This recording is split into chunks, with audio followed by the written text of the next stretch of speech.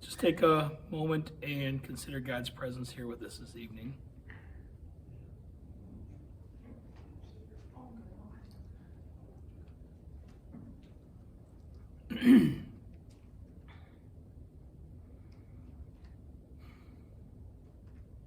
Heavenly Father,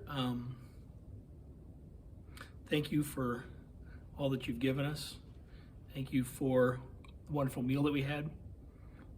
And just thank you for all these students, they're with their open hearts and their open minds, coming here to learn about another one of your saints. We ask that you send St. Catherine here to be with us tonight, to help us to know why her life was important, to, as they say, begin the age of Mary. We ask that, Catherine, we ask that you help us to know more about you and to help apply parts of your life to our lives. We ask this through Jesus Christ our Lord. Amen. In the name of the Father, the Son, and the Holy Spirit. Amen. I know we probably didn't get the workbooks out, but there's a sheet on her in the workbooks on pages 56 and 57. She's an interesting saint. She's one you may or may not have heard of before, but she played a very important role in the 19th century church for a couple of reasons. She was born, and I can't remember, the name of the town was called Fin de Moulin, something like that. And it's a little tiny town, like it's got like 150 people. It's about 140 miles southeast of Paris, about 50 miles northwest of Dijon, so kind of out in the middle of nowhere. She was second daughter, but she was one of 17 children that her mother had. Only 11 of them survived, and one of them he became crippled. One of the ones that was younger than Catherine became crippled. But she was the second oldest daughter, but she was like the 7th or 8th or 9th child. She was pretty far down the line. And she was born into a farming family. Her father had actually gone to the seminary, but kind of discerned out. So she was born in 1806. So, you guys probably know something about French history, late 1700s, early 1800s. That's when the French Revolution happened. And that was that was not a great time to be Catholic. That was a great time to be Catholic because you could become a martyr really easily. But it was not a great time if you wanted to survive. And there was a lot of really awful stuff going on. Some things that actually, there are unfortunately some early signs of the same things happening now here. When it happened then. And it just was a really ugly time. They literally would make them take an oath of fidelity to the state. If you didn't take it as a priest or nun, if you didn't take it, they'd just kill you. They would just lop your head off. So they were pulling priests and nuns out of the churches and out of the convents, saying, take this oath, no, whoosh. It was that quick. And it was really an ugly, ugly time in secular history. And so that's when her father had discerned out of the priesthood a bit before that, but they said that he may have seen some of the early signs of that coming, and didn't feel that was what his calling was. And it turns out he was right, because he was a very successful farmer. So sometimes farmers can be really poor. He actually was doing pretty well for himself. He wasn't wealthy, but he had like hired hands. And with all the kids, he had them to help. It said he had about a dozen hired hands most of the time. And then, the sons would help in the fields. And it was a pretty profitable farm for the time. When Catherine was born, she was named Catherine, but her baptismal name was Zoe. And so they called her Zoe the whole time. And so she would sign her name Catherine Labouré Zoe. But that's what they called her most of the time when she was growing up, was Zoe. And she had another sister that was just about 2 years younger than her, named Antoinette. And they were pretty close. They actually wound up sharing a lot of the chores. As they got old enough, they shared a lot of the chores and kind of helping run the household, because the one sister who was older was about 7 or 8 years older than Catherine. And around the time when Catherine was getting old enough to do more help, her sister left to go off and become a nun. Several of the other older siblings also left. And around the time that Catherine was about 8 or 9 years old, she started helping out more. And her mother were really close. Her mother showed her lots of stuff, and her mother often said that there was something special about Catherine. Even the other kids said that there was just something special about her. And so life was pretty good. The father, they said, was he wasn't a bad guy, but he said he he ruled the roost with an iron fist, they said. It was his way or the highway. And it was that way with the family, it was that way with the hired hands. Probably was one of the reasons he was successful in business as well. Around the time that Catherine was about 9.5, her mother died. In the biography I read, it said it doesn't say that they really knew the cause of death. But there was all sorts of epidemics and diseases and things like that were going around. So it could have been anything. Some people said, well, it's because she had 17 kids, but they said that's not the case at all, because she was a pretty strong woman. It's possible she could have died in childbirth or something like that, but it wasn't that she was worn out from having kids. I mean, they made that point very clear. She was a strong woman. She died at the age of 42. So something extraordinary must have happened. And so this, as it would any kid, this really shook Catherine, because her and her mom were really close. And so shortly after that, she was in the house, and there was a statue of the Blessed Virgin Mary, and it was on this high shelf, and she kind of pushed a chair over, and she gets up on the shelf, and she pulls the statue down, and suddenly she just hugs the statue really tightly and says, "You're going to be my mother now." And we've seen this in other saints. John Paul II, that's what he did too when his mother died. There's a few other saints like that. Teresa of Avila did the same thing. And so she took very seriously. I mean, they said at 9.5, suddenly her faith really took hold from that moment on.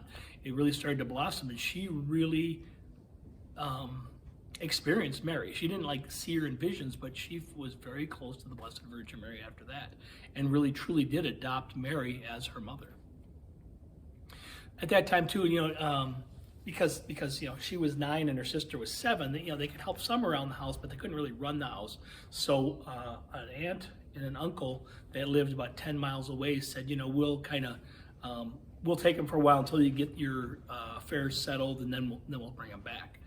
Well, before they knew it, the kids had been gone 2 years.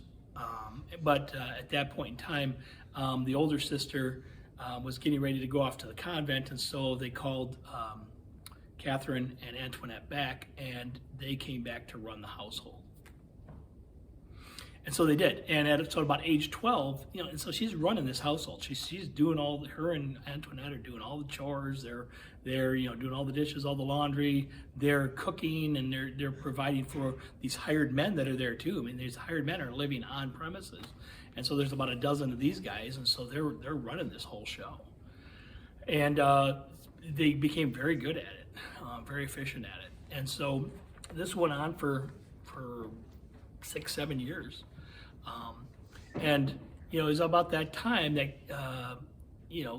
Catherine got her first marriage proposal, but because of her dedication to the Blessed Virgin Mary, she said, I've dedicated myself to Mary, so I'm either gonna go into religious life or consecrate myself as a virgin.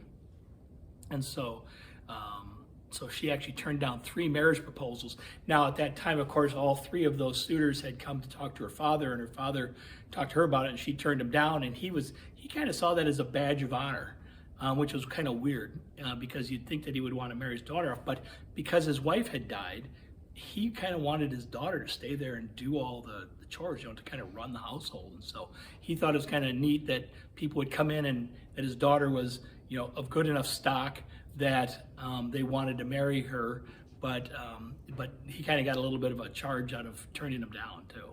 It's kind of weird.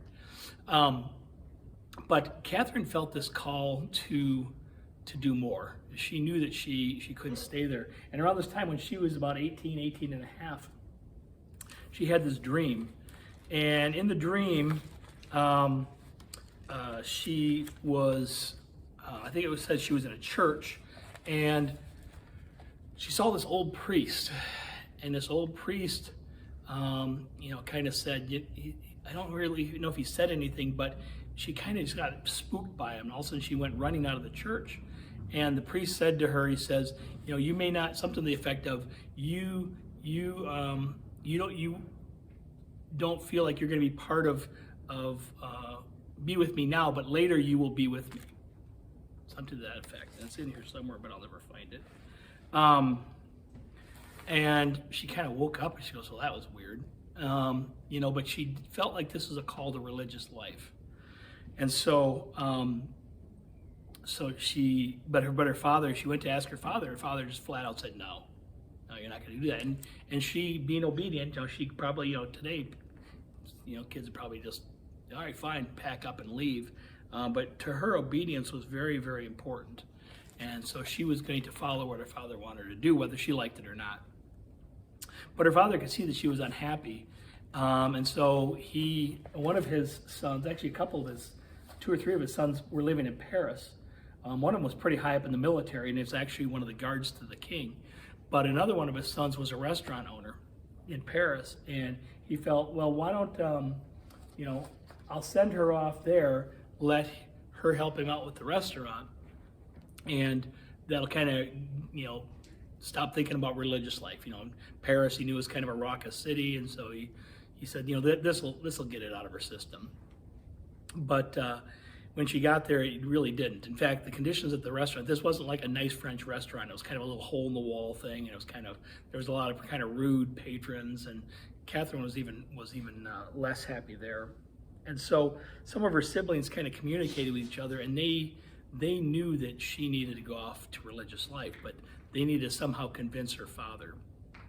And so they kind of came up with a plan where the wife of one of the sons, who was related to the dead mother, to the mother, she, really seemed to have a close connection with the father. So she went and proposes to him, and they don't know what she really said, but eventually he just said yes. Okay, fine. I'll give her permission to do this, but I'm not going to give her a dowry, meaning he wasn't going to give her the money she needed to enter the convent, which they said was pretty rude to do. I mean, that was kind of like he left her high and dry. And the biggest thing, though, was giving permission. And the daughter-in-law and the son said, that's fine, and they said, we'll give you the dowry so that you can get in there. And so they did. They took her to this convent. It was near Paris. It was at a place called Chantillon, and that might sound a little bit familiar because we talked about that with another saint, and I'll tell you who that is in a second. But she went into the convent as a postulate, which is like she went in. She wasn't officially in the novitiate, which is where you're like already kind of starting to study. You go as a postulate, and you're just kind of there checking the place out. And when she was in there, she's about 24 at this time, and she sees this picture on the wall, and it's of this priest, and she goes, "That's the priest from my dream. Who is that priest?"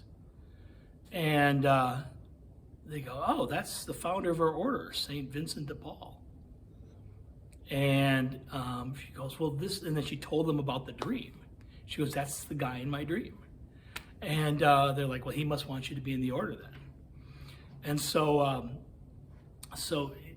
it was kind of providential that she was there. So she started being with the sisters, and this was in about 1829, early 1830, and they noticed that she was fitting in pretty good. And so she was very pious. She was in the church. She seemed to have an exceptional prayer life. And they said, "No, I think you're going to fit in this order really well." And so they said, "We're going to send you off to the mother house," which is more towards downtown Paris. So it was about 5-6 miles away, in an area called Rue de Bac. And so they said, "You can now enter the novitiate and start studying to become one of our nuns." And this happened in early April of 1830. Why that is important is because during all the persecutions and during the French Revolution, they had to do things. The Catholics had to do things like hide the bodies of the saints and hide all the riches of the church because the state would come in and take it. So one of the things that they had done is they had taken the body of St. Vincent de Paul and they'd hidden it. Well, as the persecutions became less and less, they kind of started moving things to places that were a little safer, and, or I should say, more open. And on the 25th of April, they were on, I think it was on his feast day, they were going to move the relics to Notre Dame from Rue de Bac. And so they kept one of the relics there, which was an arm bone of St. Vincent de Paul, and they moved the relics there. And so they were praying this 9-day novena. And they were praying the novena at St. Lazare, and you may or may not remember, that's the place that St. Vincent de Paul set up. Remember there was like that rich guy who, like, he was like, I'm going to kind of show this guy up. And then he gets into St. Vincent de Paul's face, and the guy just crumbles, and he gives him his fortune, and he was going to sell everything. And he had this mansion, and he was going to sell it, and St. Vincent de Paul said, no, save that. We're going to turn it into a hospital. That's this place, this St. Lazare, St. Lazarus. And so they were going there to pray this novena. And every day when they came back, they would pray then in their church. And over the relic of the arm bone, St. Catherine saw the heart of St. Vincent de Paul above, she saw like an apparition of the heart of St. Vincent de Paul above the relic. And every day was a different color. The first day was white for like purity and things like this, but then it was different colors throughout the thing, different shades of red and crimson and vermilion and different colors like that. And then the last day was this vermilion color, which is kind of a reddish or an orange reddish color. And they didn't really know what any of this meant, but it was just kind of this strange thing that she saw. And so she started reporting these things to her confessor. She'd only been there like a week or 2 weeks. And here's this brand new, she's not even a nun yet, she's just in the novitiate. She's already starting to see things. And she's like, I'm really worried about this. And so, she's got to do it under obedience. She needs to tell her confessor what's going on. And so her confessor, and I'm going to lose his name here, it's a father, let's see, I wrote it down. There it is. Father Jean-Marie Aladel was her confessor. And he was only about 5 years older than her. But she tells him this stuff, and he's like, she was a little bit worried about it. He's kind of like, okay, let's just kind of see what happens, It didn't really say, but it sounds like he didn't really believe her, but he didn't really not believe her either. He wasn't going to just dismiss it. And so, he's like, all right, this is weird, but let's just kind of go with it.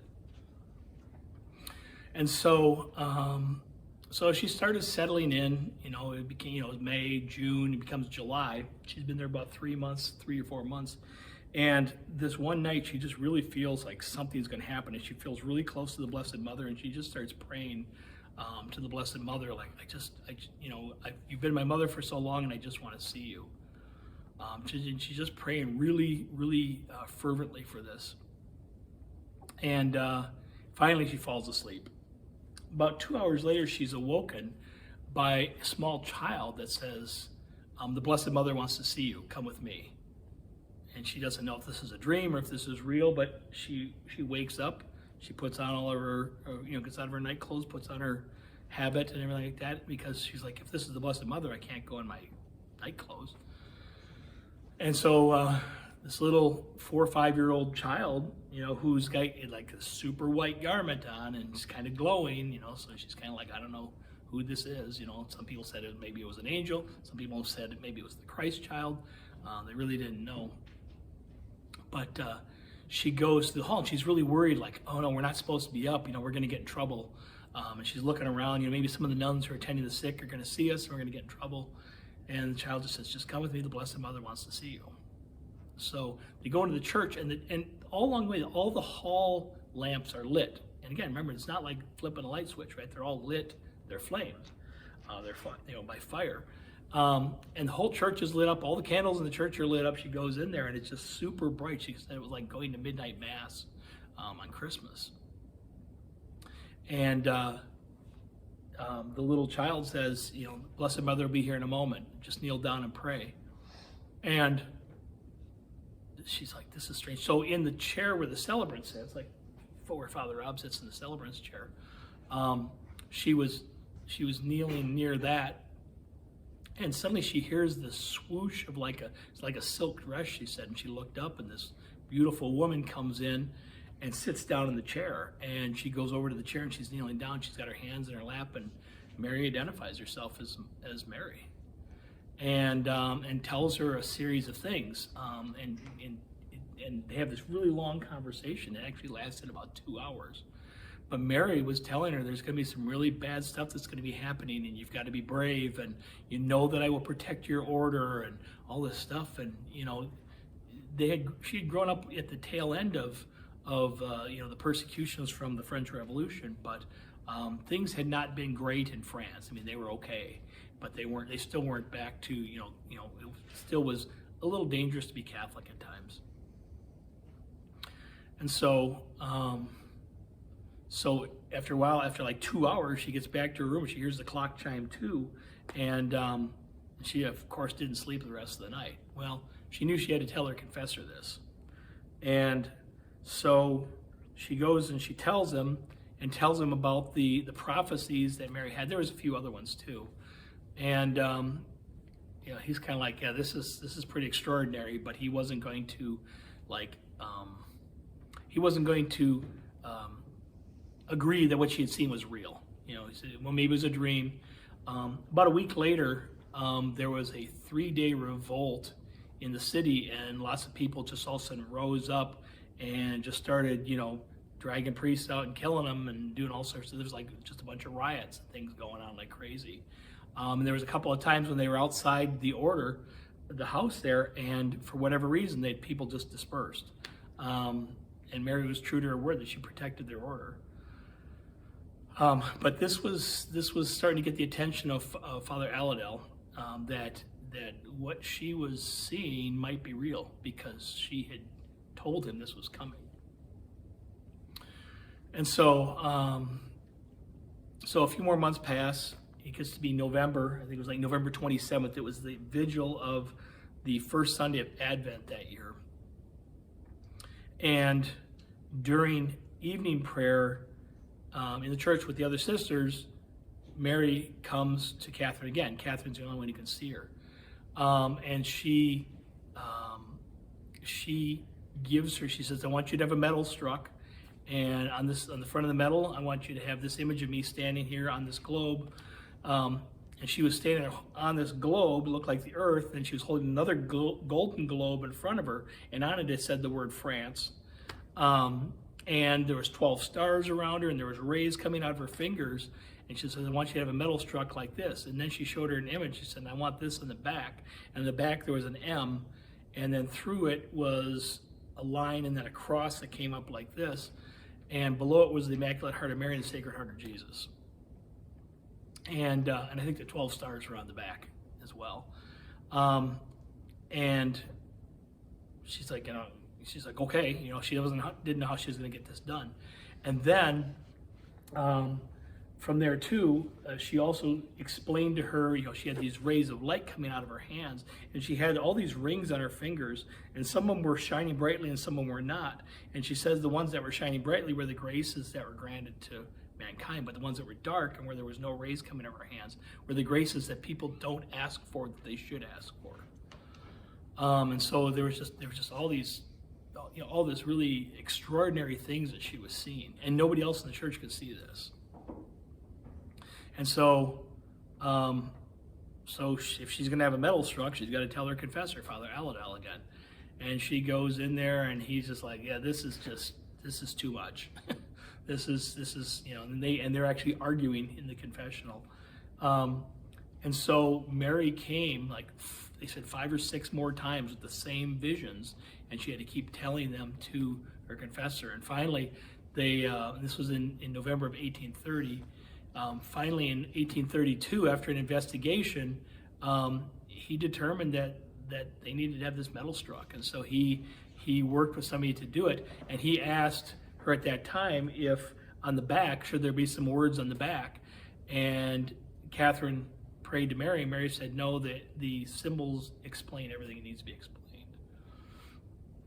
And so this medal happened. And around this time is when it's probably closer to 1832, 1833 is when she then was inducted into the order. And after that, she led pretty much just a regular life of a nun. Their charism, remember it's the Daughters of Charity from St. Vincent de Paul. Their charism is to be with the poorest of the poor and the sick. And so they were working in hospitals and hospices and pulling poor people off the street and helping orphans and all this kind of stuff. And so this is what she did. When she had these visions, she was 24 years old. She lived to be 70, and the rest of her life was just a pretty ordinary life as a nun.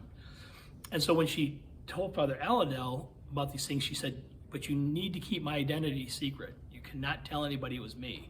Because she knew if that happened, then, her people would be, thinking she was something special, and the attention would be drawn to her, and it would also open her up to persecutions and things like that. So she just said, I need to be out of the picture.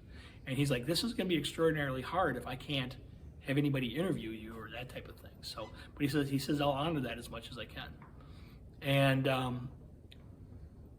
between him and the superior of the order, they had her write down her visions 3 different times throughout her life, and just to kind of so that there was a record of it. But in general, nobody knew it was her until right near the end of her life, and then a few people started finding out it was her, and they knew that something had happened there because they knew that the medal had been revealed there, but nobody knew who it was, and nobody was saying. And so it was finally the secret came out, and a lot of people were like, yeah, that doesn't surprise me, that because of the type of prayer life she led and that type of thing. But she just kept everything so much to herself that she wasn't going to reveal it because she did not want the attention brought to herself. She wanted all the attention to go to Jesus and Mary. Now, the reason it's important is, and I can never remember the exact phrase that's around the medal, but it's, O Mother of the Immaculate Conception, pray for us who have recourse to thee, or something to that, something very similar to that. And this is in the early 1830s, the doctrine of the Immaculate Conception had not been set yet. That was not actually promulgated until 1854. And so this was part of the proof that the doctrine or the dogma of the Immaculate Conception was revealed truth. And so this is part of that whole thing. And so that took another, 24 years or something like that for that to all happen. But this was some of the early revelation of that. And so once this got to the Pope, these medals started being struck, and almost immediately there were just miracles that were happening because of the medals. People were wearing them. And it's not like the medal is a good luck charm, but it's people's devotion. Again, sacramentals like this, they point us to heaven. So when we wear these medals, it's a sign of our devotion. So the scapulars that some of you guys got. The scapular is blessed, but the actual sacramental, when you wear a scapular, is you. The scapular is a symbol of that. Now, when you wake up in the morning, if you want to kiss your scapular, that's a sign of your devotion to Mary. It's not you're kissing your scapular because you love the fabric, right? It's of your devotion to Mary, and that's a very holy thing to do, is to kiss your scapular as a sign of your devotion to Mary. With the Miraculous Medals, people were wearing these and they were praying to the Blessed Mother, and they would, it's like something to hold on to, something tactile. As people, we need something. Like, that's why Christ came to earth. We need somebody to see his example, as opposed to hearing about God through the prophets and, God said this to me. We now have Jesus as an example. We can say, this is what Jesus did. Okay, so that's, as people, we need these things so that our devotion to Christ can and to Mary can flourish. And so it became known as the Miraculous Medal. It's the Medal of the Immaculate Conception. It's its actual name, but it's pretty much the Miraculous Medal now. And so the popularity of these Miraculous Medals just continued to grow to the point where there were millions of them that have been struck between 1832 and now. But after Catherine had these visions, and after she became a nun in the Sisters of Charity, after all this, she pretty much led just a typical nun's life. There wasn't it didn't talk too much about any other visions that she had, although I'm sure that her relationship with the Blessed Mother continued. She, being part of the Sisters of Charity, you know, their charism is, you know, helping the poorest of the poor and working in hospitals and hospices and caring for orphans. And she went to one of these hospices, and that's what she did. And she lived until she was 70 years old, until 1876. And so there was another, what is that, another 40 years of her life where, you know, she was a nun, you know, and she, and you know, she lived this out.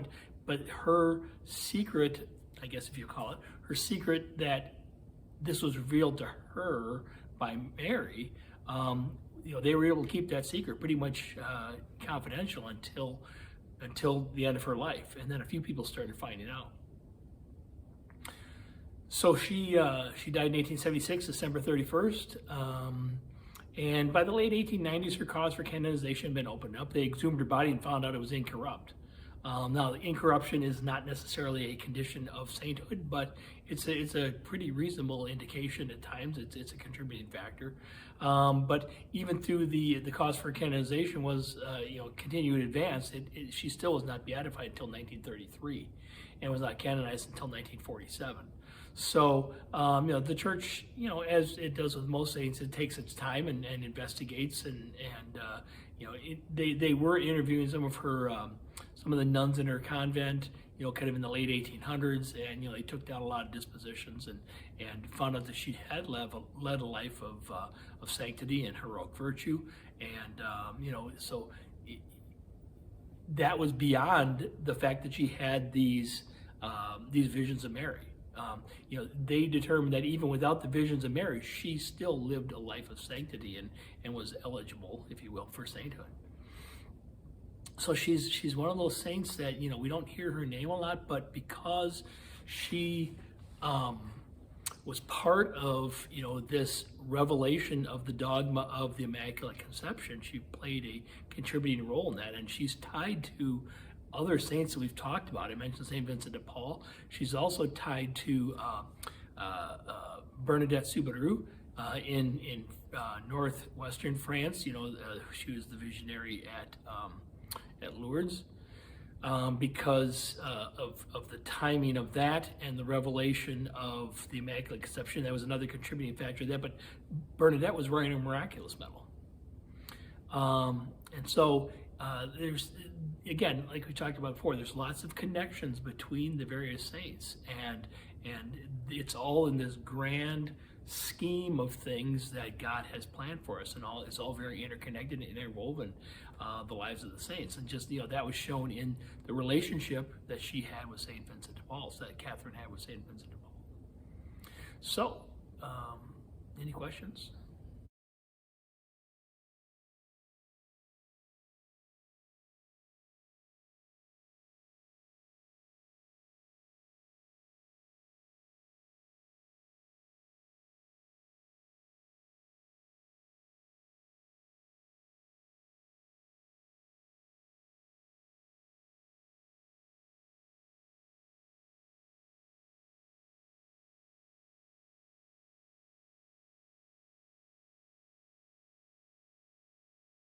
We are doing the fifth of the glorious mysteries, which is the coronation of Mary as Queen of Heaven and Earth. The grace of that mystery is perseverance until death in order to achieve the crown of eternal happiness. And we've been talking about this in class. We've talked about it at the recent retreat, where we're all called to holiness. That's, in the end, that's all there is.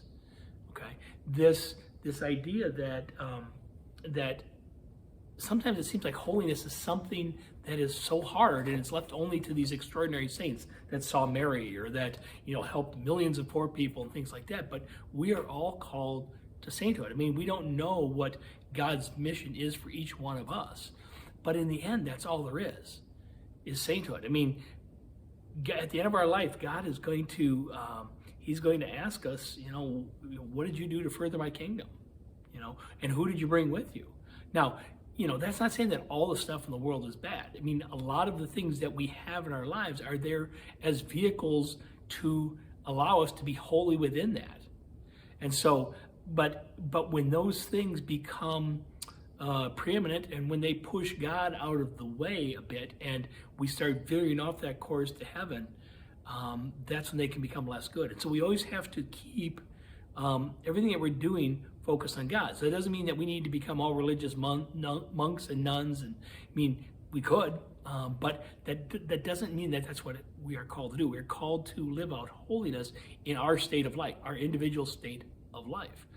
And so that looks different for each of us. But our end goal is that crown of glory that we will get when we get to heaven.